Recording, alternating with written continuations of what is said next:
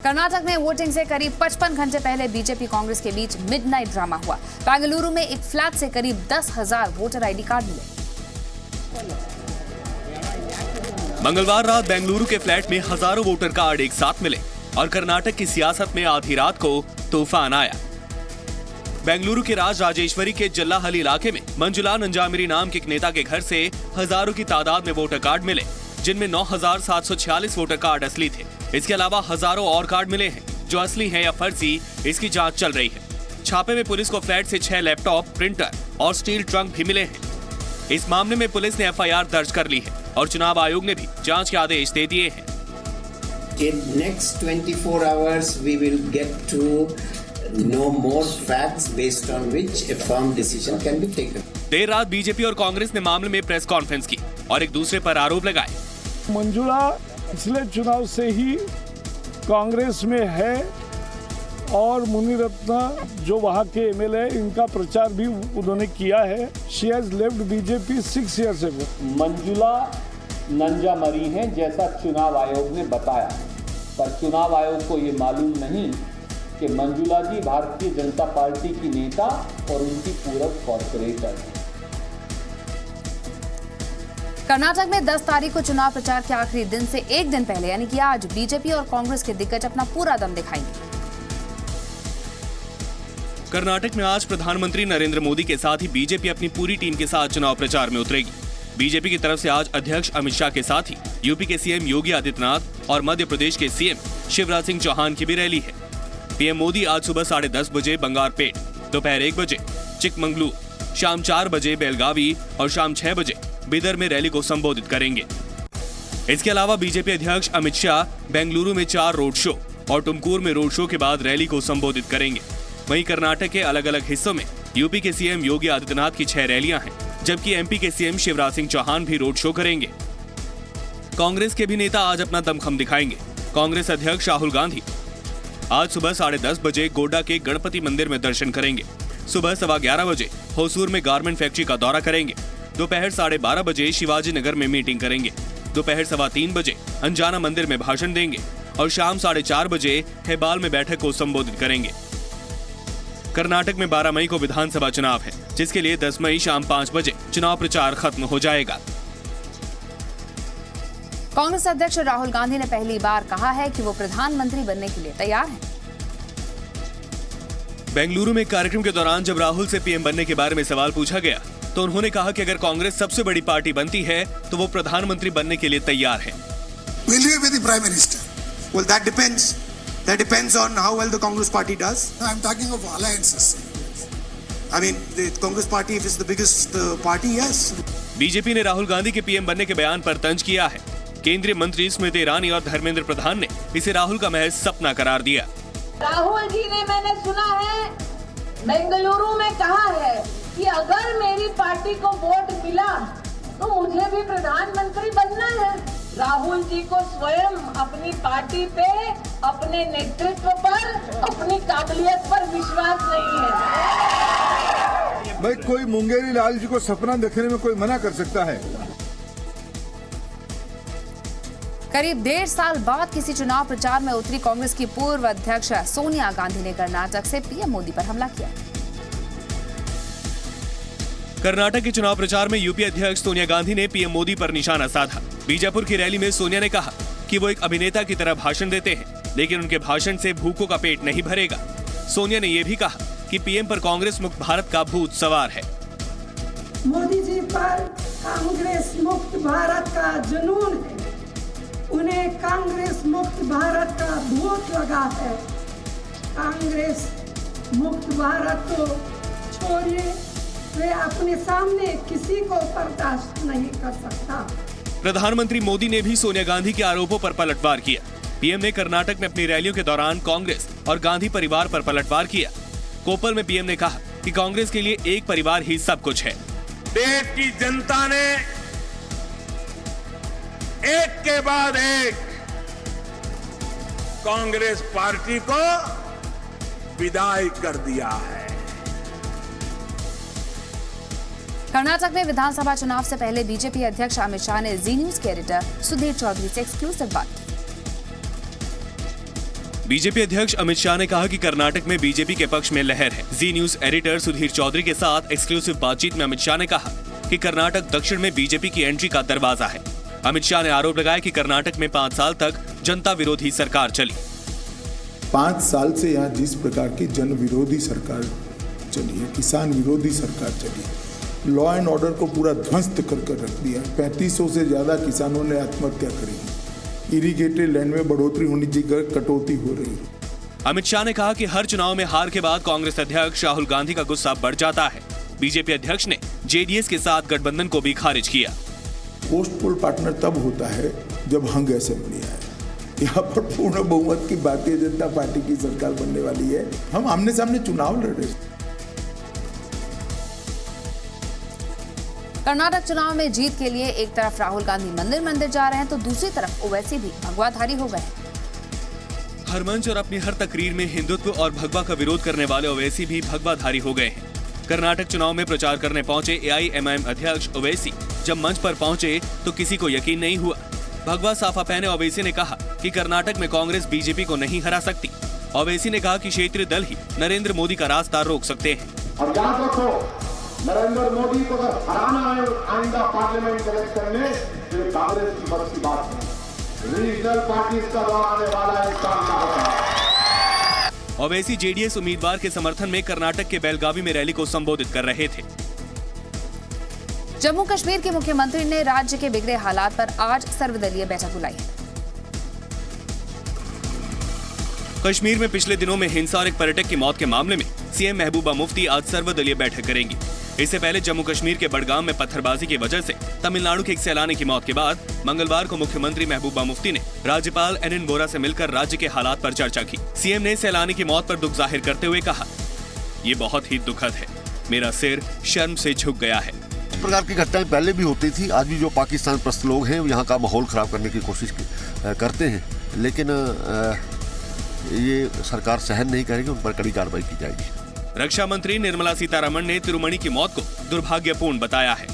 And what happened yesterday was absolutely unfortunate. It is completely condemned. Chennai के पर्यटक की मौत के मामले में एआईएडीएमके सांसद वी वेणुगोपाल ने कल दिल्ली में गृह मंत्री राजनाथ सिंह से मुलाकात की। वहीं तिरुमणि पर पत्थर फेंकने वालों की पहचान अभी तक नहीं हो पाई है।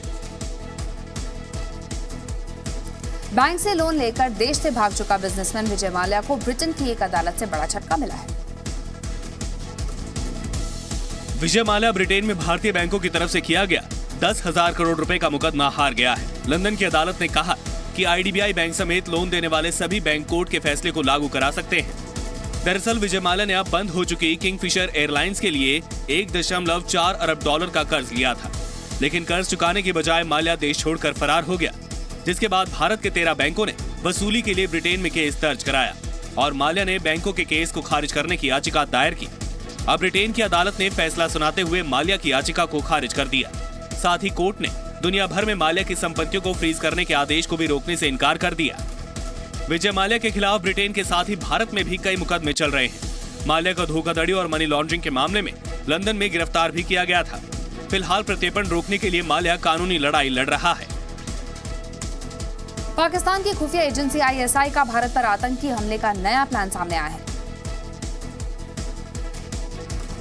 खुफिया सूत्रों के मुताबिक पाकिस्तान अपनी जेलों में बंद तहरीके तालिबान के आतंकियों को इस शर्त पर रिहा कर रहा है कि वो जैश ए मोहम्मद के साथ मिलकर भारत में फिदायिन हमले को अंजाम दे। गृह मंत्रालय के सूत्रों से मिली जानकारी बताती है कि आईएसआई ने तहरीके तालिबान के कुछ आतंकियों को जेल से इस शर्त पर रिहा कराया कि वो जैश ए मोहम्मद के साथ मिलकर भारत में आतंकी गतिविधियों को अंजाम दे। आईएसआई ने इसके लिए पाक अधिकृत कश्मीर के न्याली के जंगलों में एक आतंकी कैंप भी बनाया है, जहां 135 आतंकियों को ट्रेनिंग के लिए जैश को सौंपा गया है। इन आतंकियों में कुछ जेल से रिहा कराए गए तहरीके तालिबान के आतंकी भी शामिल हैं। पाकिस्तान इन गर्मियों में बड़े आतंकी हमले की साजिश कर रहा है, जिसमें 28 जून से होने वाली अमरनाथ यात्रा भी शामिल है। देखिए, सभी एजेंसीज मिलकर जो है वो सिक्योरिटी प्लान बन रहा है। जो भी इनपुट्स हैं, जो भी असेसमेंट्स हैं, सबको फैक्टर इन किया जाएगा और एक अच्छी व्यवस्था बनाई जाएगी। गृह मंत्रालय पाकिस्तान के नए आतंकी प्लान के बाद सुरक्षा की समीक्षा करने में जुट गया है। राजधानी दिल्ली समेत देश के कई हिस्सों में तूफान का अलर्ट अब भी जारी है। हालात से निपटने के लिए शासन और प्रशासन स्तर पर तैयारियां हैं। सोमवार के बाद मंगलवार की रात भी दिल्ली एनसीआर समेत देश के कई हिस्सों में तेज हवाएं चली। साथ ही कुछ इलाकों में बारिश भी हुई है। खराब मौसम की आशंका भी बनी हुई है, जिसका सामना करने के लिए दिल्ली में रेस्क्यू टीम को तैयार रखा गया है। मौसम विभाग ने हरियाणा के हिसार, कैथल, जींद, कुरुक्षेत्र और करनाल में भी तूफान के साथ भारी बारिश की चेतावनी दी है। अभी डेवलप हो रहा है। हीटिंग के अनुसार शाम तक ये भी डेवलप होकर इन प्रांतों में भी आज थंडरस्टॉर्म एक्टिविटी होगी। ऑलरेडी जारी है thunderstorm activity Jammu and Kashmir, Himachal, Uttarakhand में। पिछले 24 घंटे के दौरान लगभग पूरे हिमाचल प्रदेश में बारिश हुई है। शिमला और कांगड़ा में तूफान भी आया। मौसम विभाग के मुताबिक 11 मई तक मौसम खराब रह सकता है। उत्तराखंड में भी तूफान को लेकर अलर्ट जारी किया गया है। बद्रीनाथ हाईवे बंद होने से यात्रियों को पांडुकेश्वर, जोशीमठ और बद्रीनाथ में रोका गया है। जम्मू कश्मीर के पुंछ में भी बर्फबारी हुई है।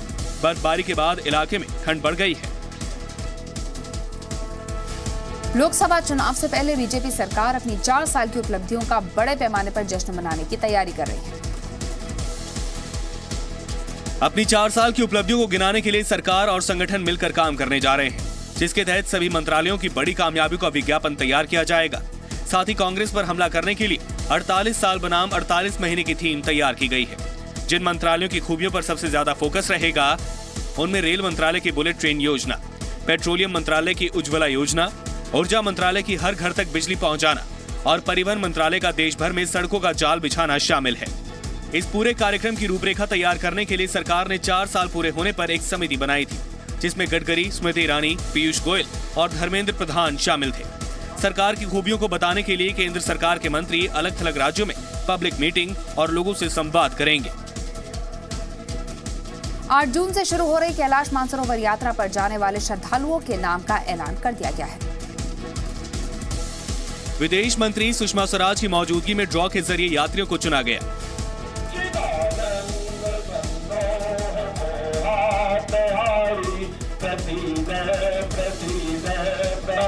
3,734 आवेदन हमें आए थे, जिसमें से हम 18 बैच लिपुलेट से भेजेंगे, जिसमें हर बैच में 60 लोग होंगे, और 10 बैच हम नाथुरा से भेजेंगे, जिसमें हर बैच में 50 लोग।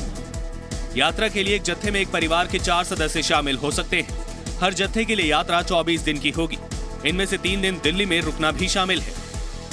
इस साल कुल 1580 श्रद्धालुओं को यात्रा के लिए चुना गया है।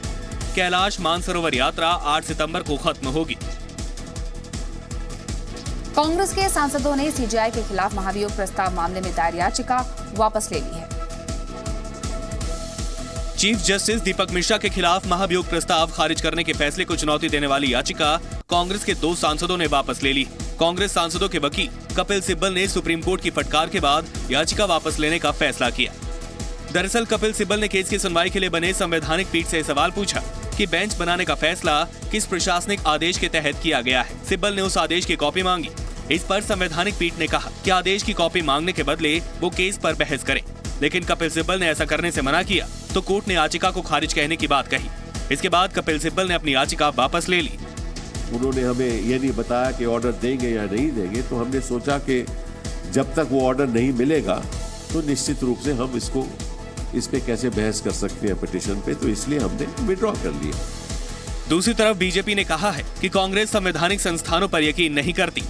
एक बात बिल्कुल स्पष्ट हो चुका है, राहुल गांधी जी और कांग्रेस पार्टी भारत के किसी भी संवैधानिक संस्थान पर विश्वास नहीं करते। उपराष्ट्रपति के फैसले को कांग्रेस के 2 सांसदों प्रताप सिंह बाजवा और अमीबेन याग्निक ने सोमवार को सुप्रीम कोर्ट में चुनौती दी थी।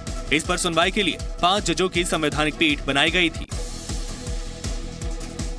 प्रधानमंत्री नरेंद्र मोदी 11 मई को 2 दिन की नेपाल यात्रा पर जाएंगे। आधिकारिक सूत्रों के मुताबिक पीएम मोदी नेपाल के प्रधानमंत्री केपी शर्मा ओली के साथ जनकपुर मंदिर में दर्शन करेंगे। प्रधानमंत्री जनकपुर से अयोध्या तक बस सर्विस का उद्घाटन कर सकते हैं। दोपहर बाद प्रधानमंत्री काठमांडू पहुंचेंगे, जहां नेपाल के राष्ट्रपति और उपराष्ट्रपति से मिलेंगे। पीएम नेपाल के प्रधानमंत्री के साथ रेलवे, बिजली और कृषि परियोजनाओं पर दस्तखत करेंगे। काठमांडू रक्सौल रेलवे नेटवर्क को लेकर भी दोनों देशों में समझौता हो सकता है। चीन से नेपाल की बढ़ती नजदीकी को देखते हुए पीएम मोदी के इस दौरे को काफी महत्वपूर्ण माना जा रहा है। दक्षिण एशिया में नेपाल एकमात्र देश है जहां पीएम मोदी तीसरी बार जा रहे हैं। दिल्ली पुलिस ने नासा के नाम पर झांसा देने वाले एक बाप बेटे को गिरफ्तार किया है। दिल्ली के वीरेंद्र मोहन और उनके बेटे नितिन को ठगी के आरोप में गिरफ्तार किया गया है। इन दोनों आरोपियों ने एक व्यापारी को काल्पनिक राइस पुलर मेटल की थ्योरी समझाई और कहा कि वो इस मेटल को नासा में बिकवा देंगे।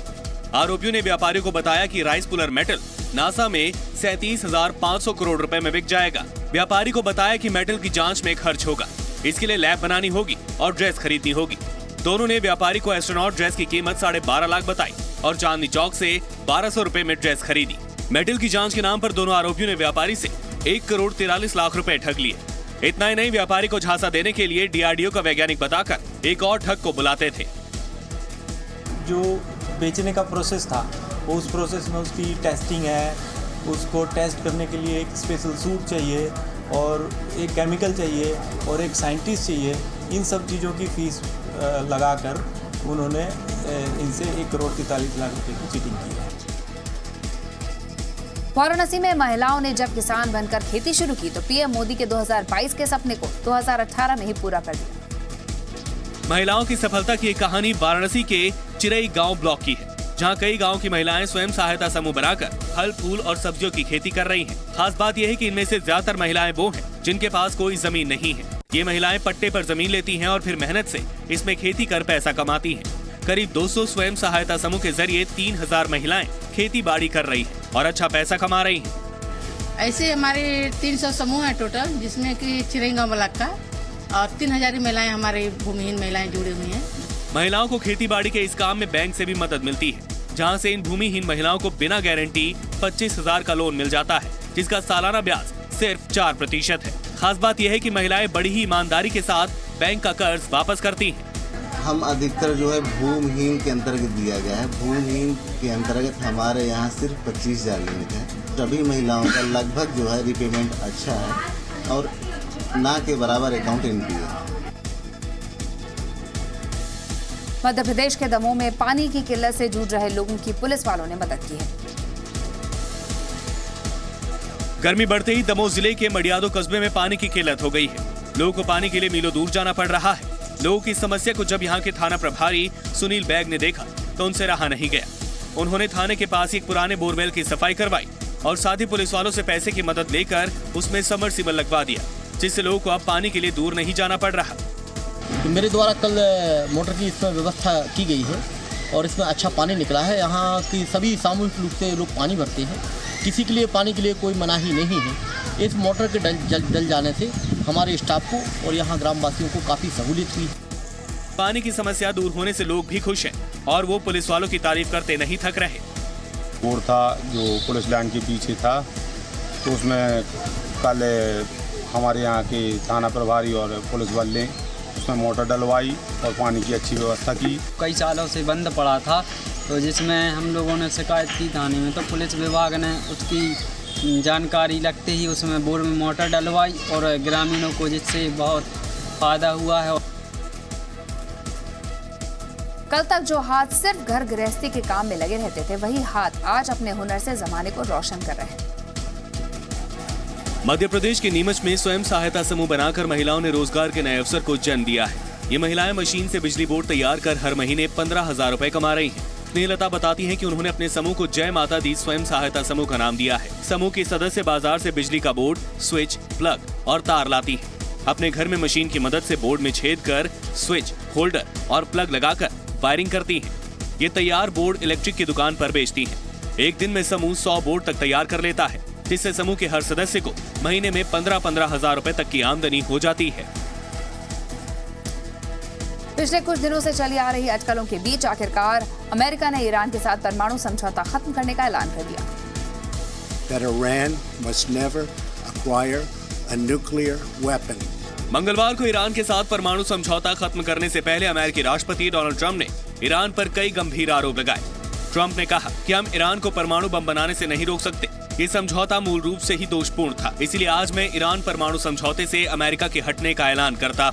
That Iran must never acquire a nuclear weapon. America और ईरान के बीच परमाणु कार्यक्रम रोकने के लिए 2015 में समझौता हुआ था, जिसके बाद ईरान पर लगे कई प्रतिबंधों को हटाया गया। अमेरिका के अलावा फ्रांस, जर्मनी, ब्रिटेन, रूस और चीन भी इस समझौते में शामिल थे। अमेरिकी राष्ट्रपति के साथ मुलाकात के पहले नॉर्थ कोरिया के राष्ट्रपति किम जोंग उन ने एक बार फिर से चीन के राष्ट्रपति के साथ मुलाकात की। चीन मीडिया के मुताबिक उत्तर कोरिया के राष्ट्रपति किम जोंग उन और चीन के राष्ट्रपति शी जिनपिंग ने चीन के उत्तर पूर्वी शहर दालियान में मुलाकात की।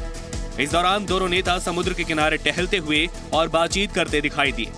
2 महीने में दोनों नेताओं के बीच ये दूसरी मुलाकात है। इससे पहले इसी साल मार्च के आखिर में किम जोंग उन ने अचानक बीजिंग पहुंचकर शी जिनपिंग से मुलाकात की थी।